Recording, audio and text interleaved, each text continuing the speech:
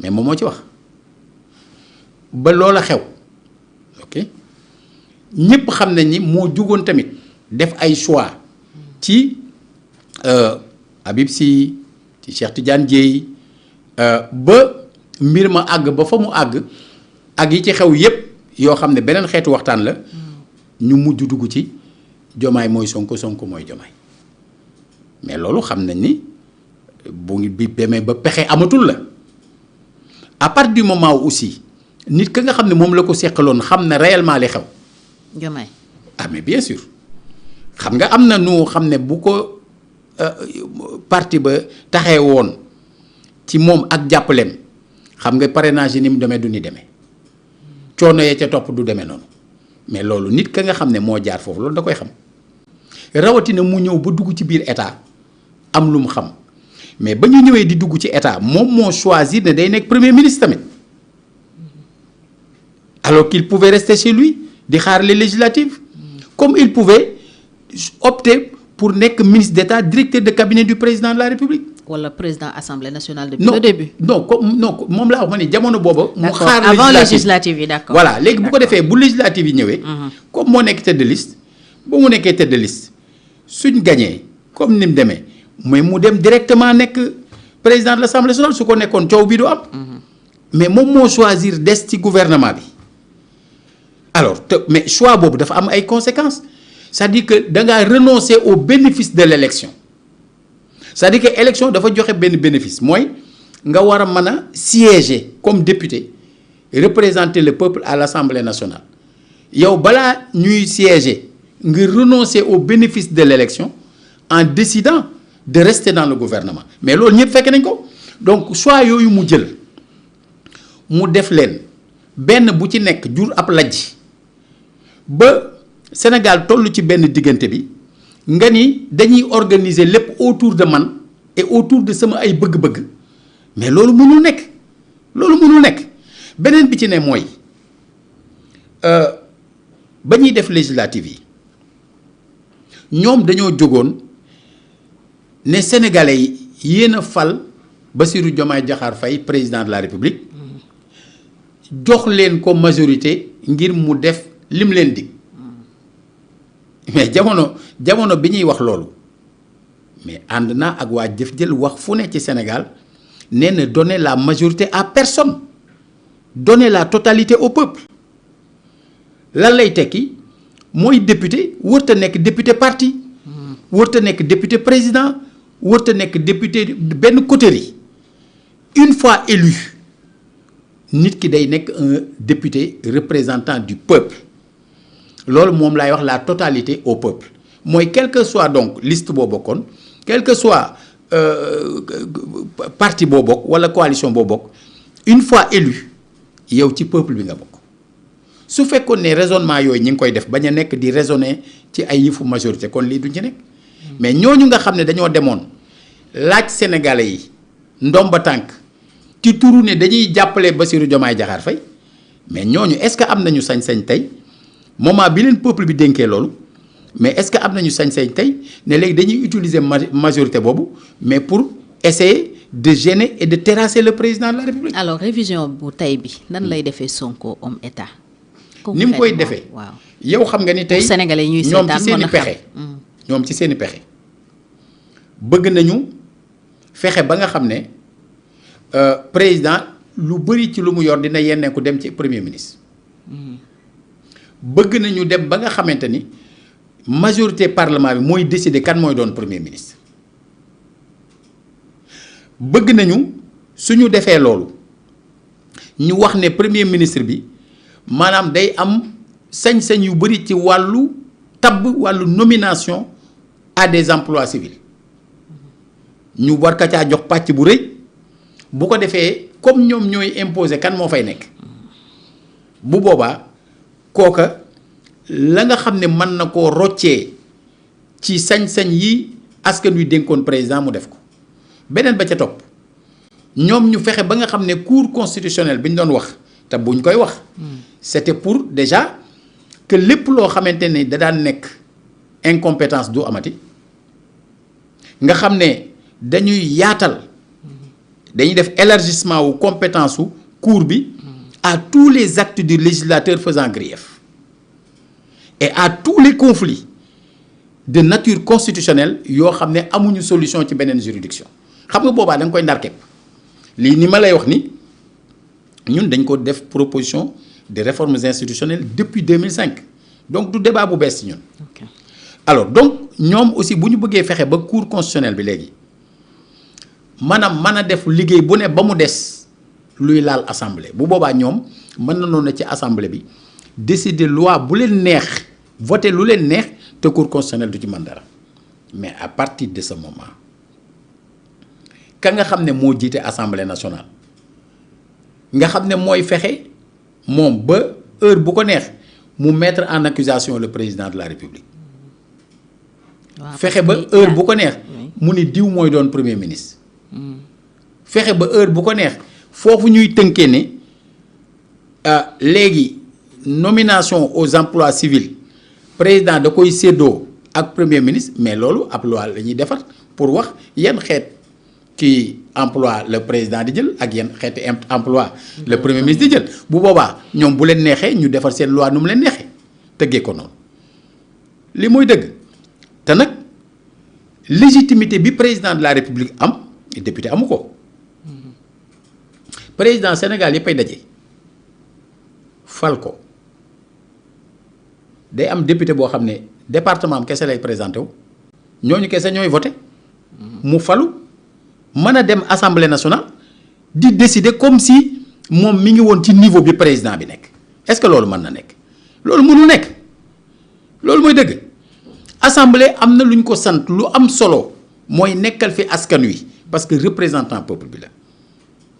bu peuple bi falee ab président tabb ab gouvernement mu war a doxal lu jëm ci politique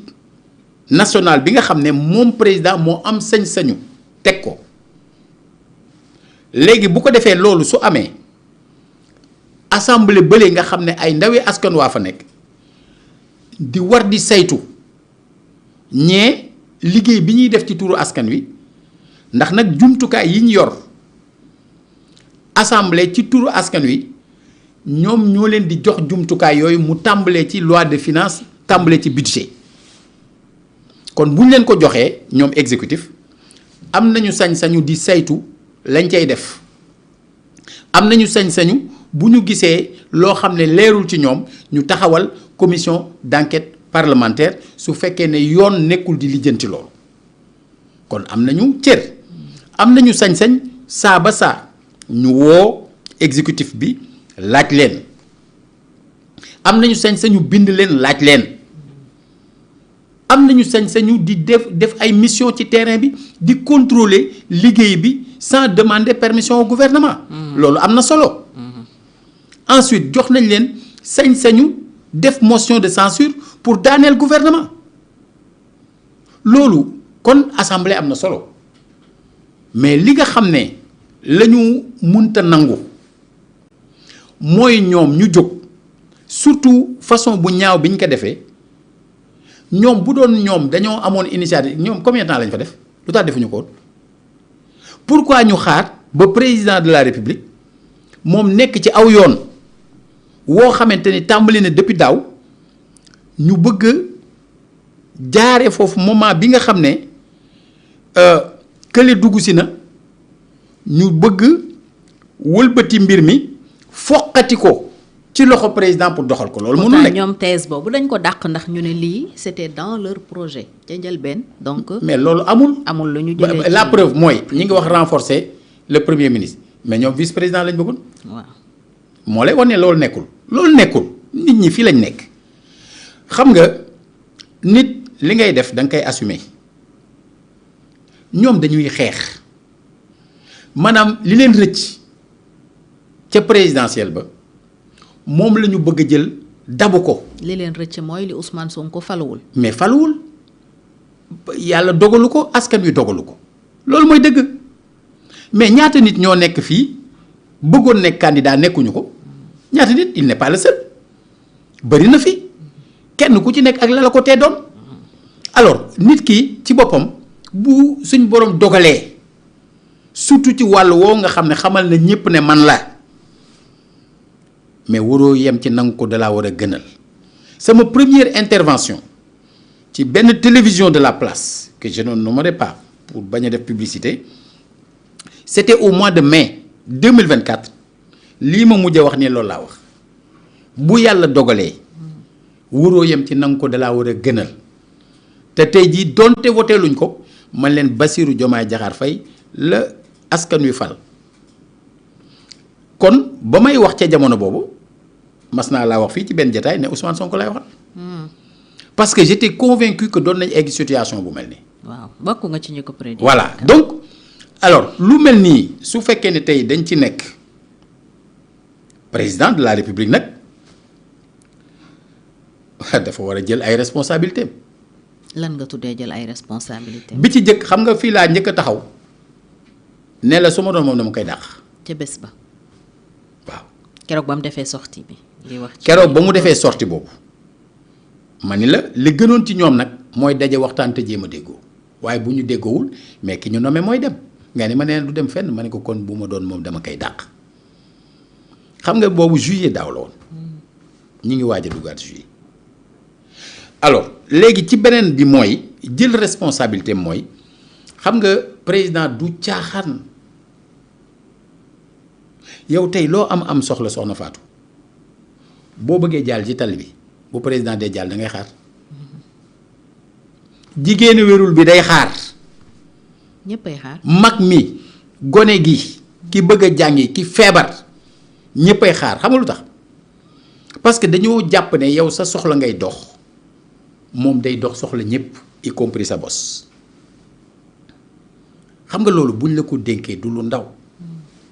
da nga jàpp ne jëlul ay responsabilités. non dama koy wax pour mu jël ko face à Ousmane Sonko. maanaam daf ko war a jël. jël ko mooy def la. non moom laa ci loolu laa jëm ba muy waat dafa waat ne moom dina remplir fidèlement la charge de président de la République du Sénégal xam nga charge boobu di mandat bi. dafay yen di yónneen mandatum mandaare comme moo waat loolu waat tamit ne dina topp te dina topplu constitution wu Sénégal ak loi yi dina ko topplu scrupuleusement ci anam bi mu gën a wéree kon lu mel noonu su amee kenn mënut a comprendre contexte bi ay nit jóg di violer la constitution gis nga article 3 loola aussi waxoon naa ko fii article 3 wu suñu constitution dafa wax ne sañ-sañ bi muy la souveraineté askan wi moo ko moom te moo koy dénkaane wala mu doxalal ko boppam ci référendum bi ñuy wax oui ou non waaye la mu ca teg am solo amul benn pàcc ci réew mi walla benn doomu aadama ci réew mi bu mën a aakimoo sañ-sañ boobu aucune section du peuple ni aucun individu ne peut s'attribuer l'exercice de cette souveraineté alors tey ci matière bu mel nii boo xoolee ñoom seen prétexte mooy tel régime en telle année ba muy def telle révision fii la jaar ñun nekkuñu ci loolu kakku fi mas a defit ba nga ko defee wax nañ ci sunu xalaat bi ñuy def même référendum mu 2001 la jëf jël